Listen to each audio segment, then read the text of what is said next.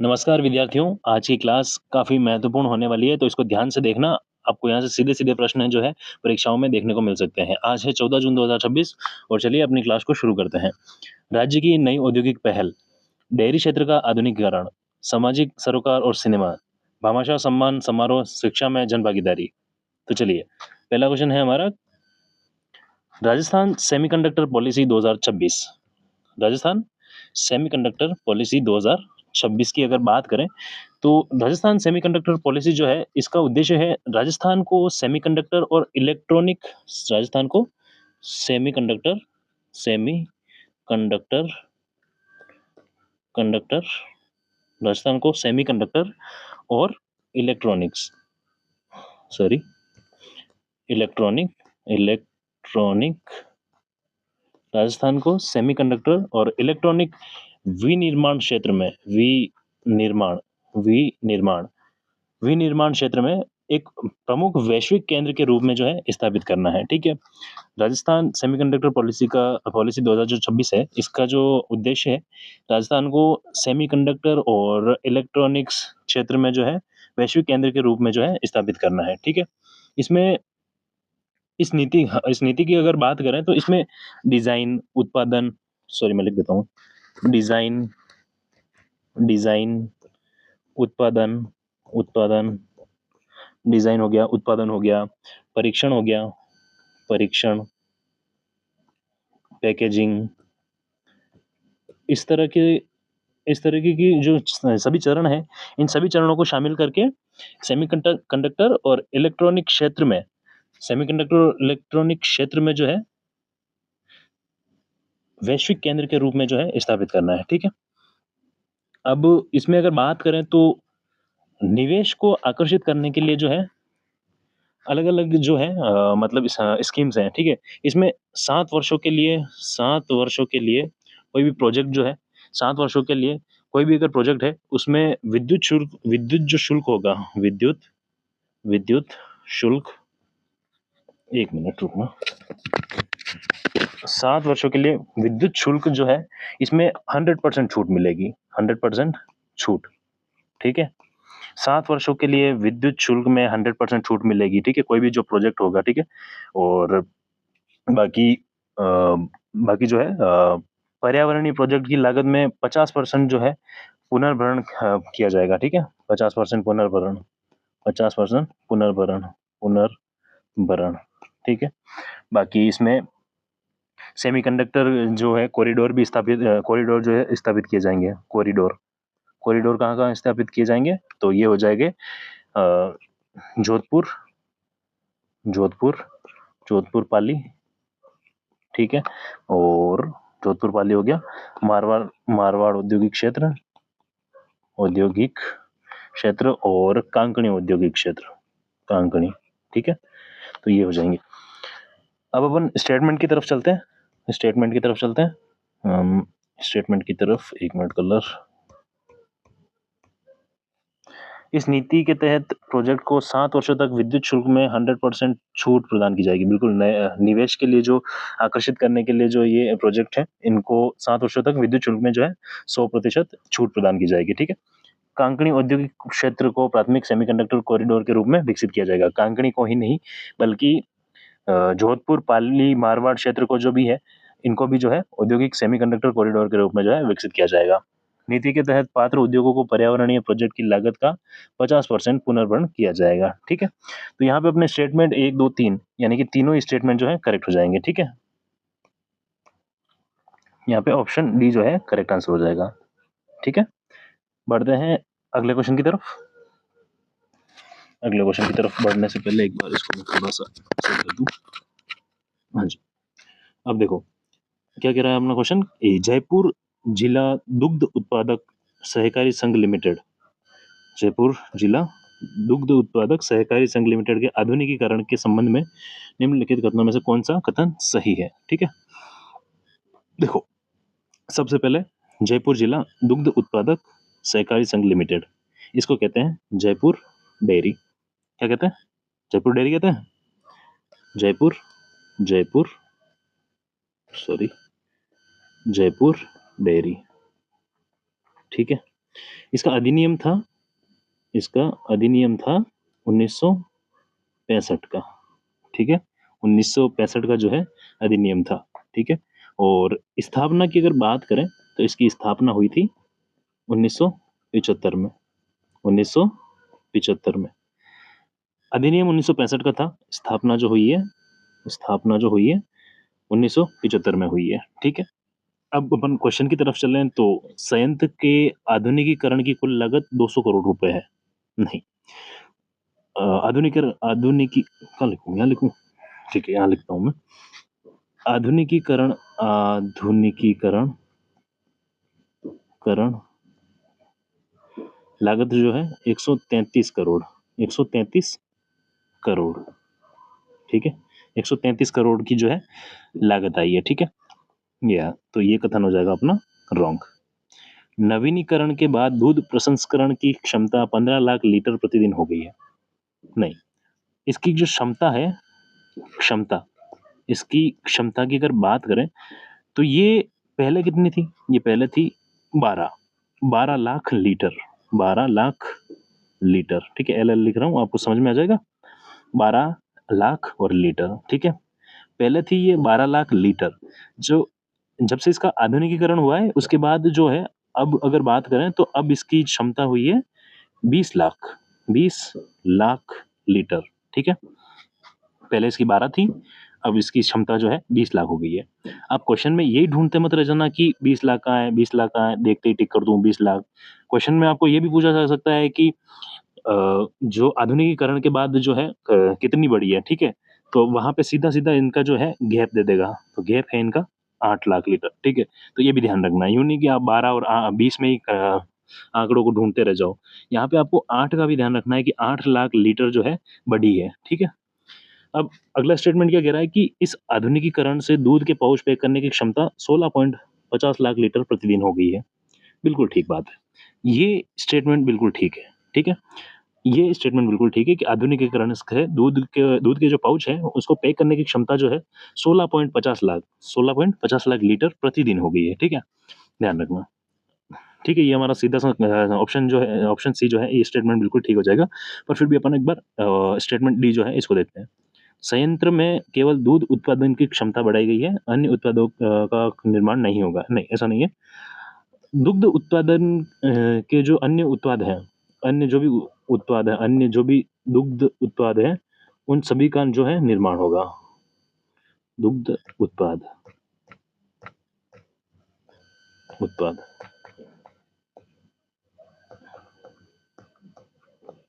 अन्य जो भी दुग्ध उत्पाद हैं उनका भी निर्माण होगा, ठीक है? स्क्रीनशॉट ले लो, फिर आगे बढ़ते हैं। हाँ, एक चीज और देख लेना कि ये जो 16 पॉइंट, ये जो 50 लाख लीटर प्रतिदिन हो गई है, ये पहले 16.50 लाख नहीं थी। पहले जो ये आंकड़ा था, ये था 10 लाख, 10 लाख लीटर, ठीक है? जो पहले जो था ये 10 लाख लीटर था। अब जो ये आंकड़ा हुआ है, ये हुआ है 16.50 लाख, ठीक है? 16.50 लाख लीटर प्रतिदिन, ये भी ध्यान रखना। तो देखो, इनका भी गैप याद रख लेना, ठीक है? 6.50 लाख का जो गैप है ये, ठीक है? तो सब मतलब थोड़ा सा तो दिमाग लगाओगे ना आप, कि मतलब कि इन दोनों का गैप इतना है, कि सीधा सीधा ये फैक्ट यही रट के चले जाओगे कि हाँ, कि सर ने मैंने मतलब भैया ने इतना बताया था, तो यही अपन याद कर लेते हैं। तो आपको भी थोड़ा सा दिमाग लगाना है और देखना है कि इन दोनों का जो गैप है वो भी परीक्षा में पूछा जा सकता है, ठीक है? तो इतना सा दिमाग तो आपको लगाना पड़ेगा, ठीक है? स्क्रीनशॉट ले लो, फिर आगे चलते हैं, ठीक है? चले आगे, चलो आ जाओ।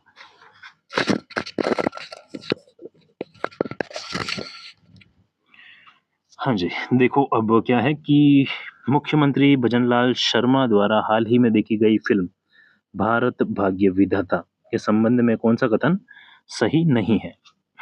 अभी हाल ही में एक फ़िल्म आई है। क्या नाम है फ़िल्म का? फ़िल्म का नाम है भारत भारत भाग्य विधाता। भारत भाग्य विधाता, ठीक है? क्या नाम है? भारत भाग्य विधाता। कब रिलीज़ हुई? तो रिलीज़ हुई है ये 12 जून 2026, 12 जून 2026, ठीक है। तो अपने मुख्यमंत्री साहब भी हैं जो गए देखने, ठीक है। तो मुख्यमंत्री साहब जो हैं देखने गए, कहाँ देखने गए?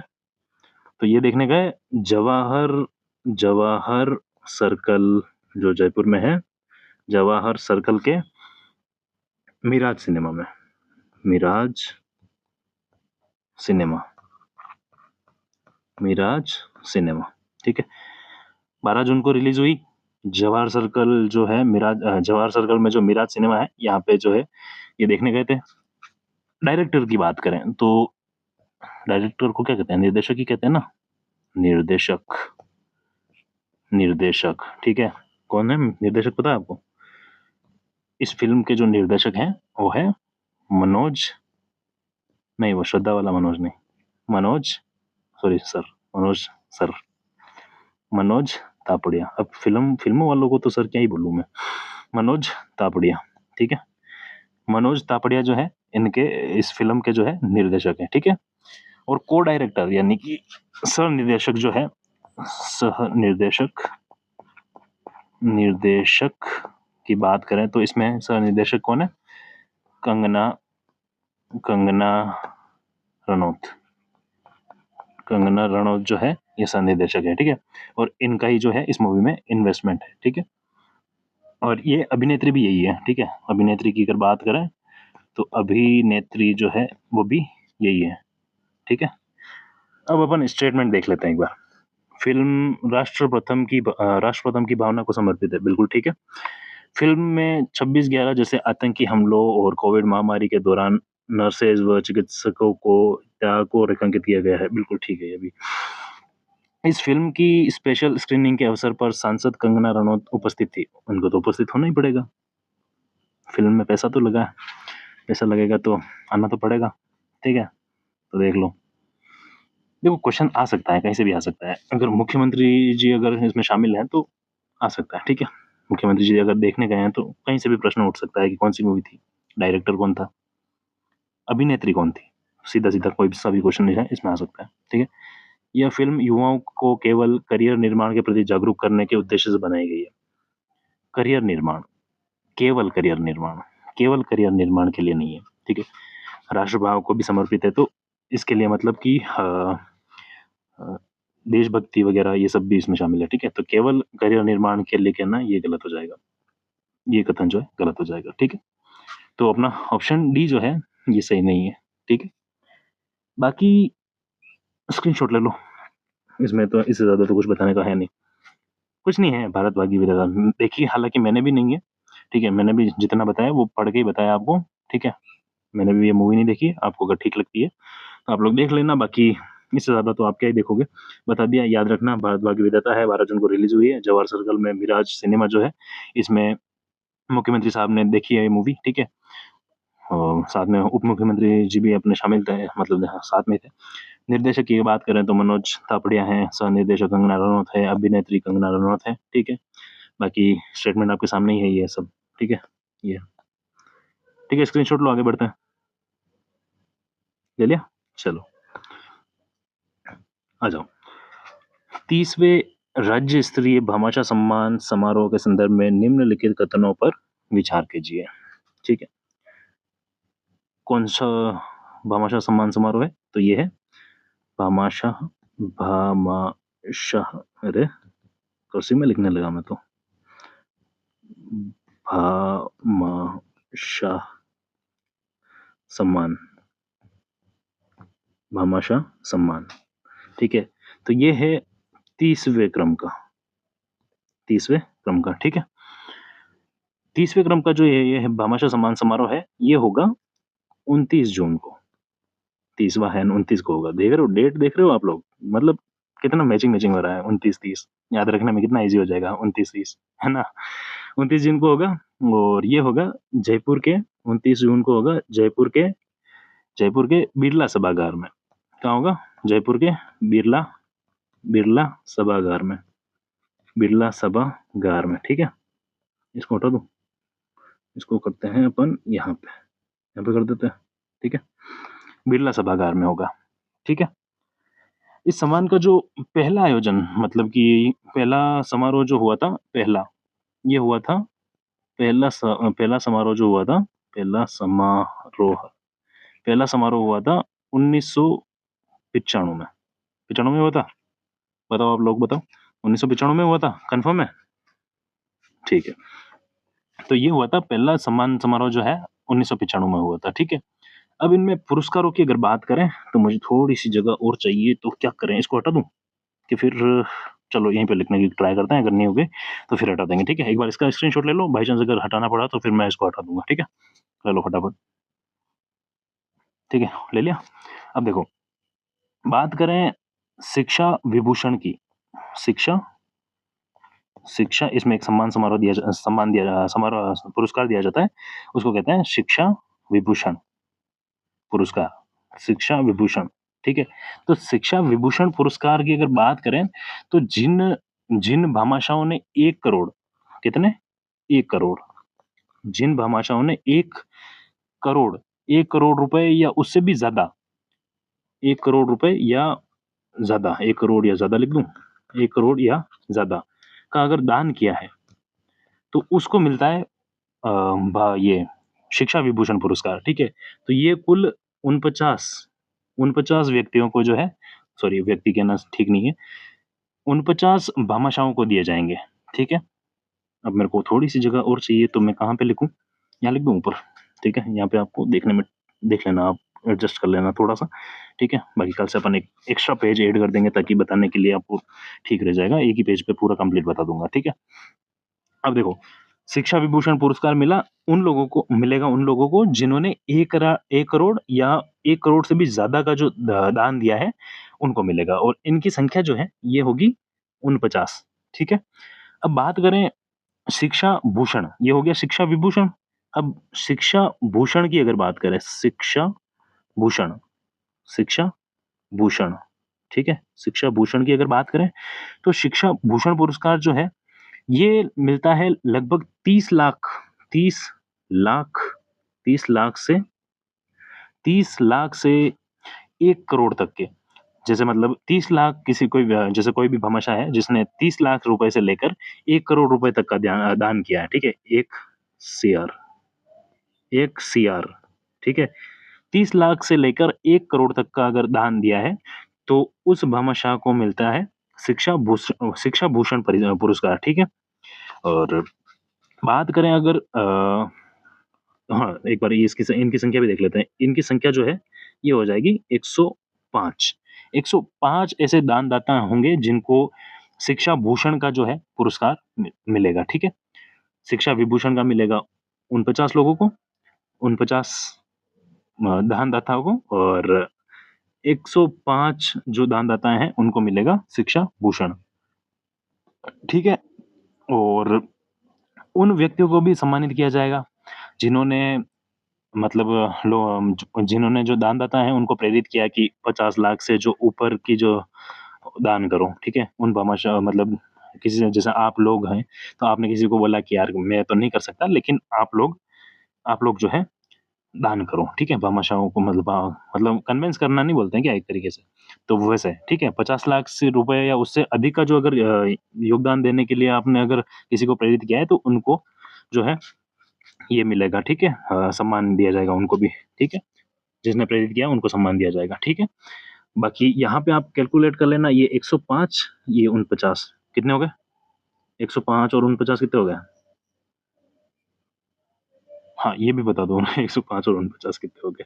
154 हो गए 154 हो गए? हो गए? 105 हाँ, 154 हो गए ना यार इतना क्या?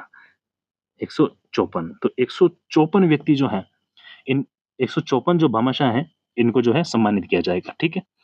154 जो है 154 जो दानदाता हैं, इनको सम्मानित किया जाएगा और इन 154 जो दानदाता हैं, इनके सहयोग से जो है 300 318 करोड़ 318 करोड़ 318 करोड़ रुपए जो है प्राप्त हुए हैं, ठीक है? इन दानदाताओं के सहयोग से जो है 318 करोड़ जो है रुपए जो है प्राप्त हुए हैं, ठीक है?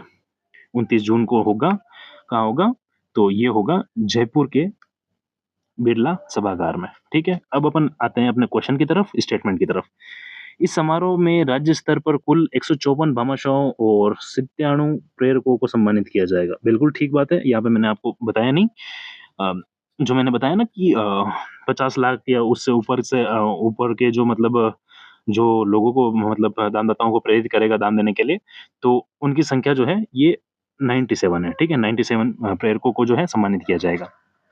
दूसरा दूसरा स्टेटमेंट क्या कहता है कि शिक्षा विभूषण पुरस्कार उन दानदाताओं को दिया जाता है जिन्होंने 50 लाख रुपए या उससे अधिक का दान दिया है। शिक्षा विभूषण कहाँ बताया मैंने? ये देखो, यहाँ पे बताया मैंने। शिक्षा विभूषण 1 करोड़ या 1 करोड़ से ज्यादा का दान जो देंगे, उनको शिक्षा विभूषण पुरस्कार दिया जाएगा। यहाँ पे शिक्षा विभूषण कह रहा है कि जिन्होंने 50 लाख या रुपए या उससे अधिक का दान दिया है, तो ये स्टेटमेंट गलत हो जाएगा। यहाँ पे आना चाहिए था 50 लाख की जगह 1 करोड़, ठीक है? तो ये स्टेटमेंट रॉन्ग हो जाएगा। ठीक है, यहाँ पे 50 लाख वाला तो अपने शिक्षा भूषण हो जाएगा। ठीक है, शिक्षा सत्र 2025-26 के दौरान भामाशाहों के सहयोग से शिक्षा विभाग को 318 करोड़ रुपए की राशि प्राप्त हुई है।